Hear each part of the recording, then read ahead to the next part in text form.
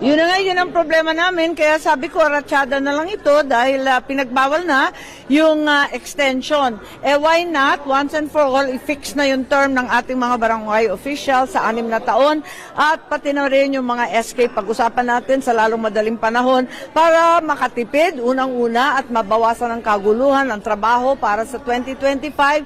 3 ang eleksyon, may BARM na alam natin first time, tapos yung regular national na napakahirap at automated, pagkatapos may BSKE pa na manual pa.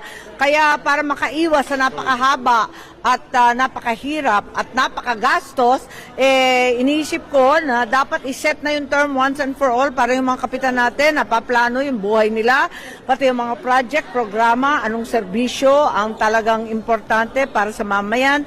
At sa ganitong paraon, hindi na tayo mauuwi sa sangkatutak na extension, palipat-lipat, paiba-iba, at labis-labis na gastos kasi nung October, 18 billion ang gastusan, tapos naging 20 billion daw. Magiging 20 billion daw pagdating pa ng Mayo 2025. Sa palagay ko, maraming mapupuntahan na project at tulong itong ganitong kalalaking halaga. Anong status niyan sa Senate?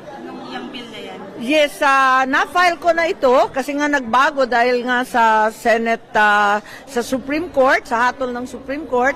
So, na-file ko na siya and I'm urging all our senators and our congressmen na i-prioritize to sa lalong madaling panahon. Alam ko, by October, magfa-file na kami ng kandidatura. Huwag naman natin kalimutan ang mga kapitan. Alam niyo, nag-umpisa ako sa barangay, kaya damandama ko ang kanilang hirap at wala silang mapapakita sa loob ng 18 buwan.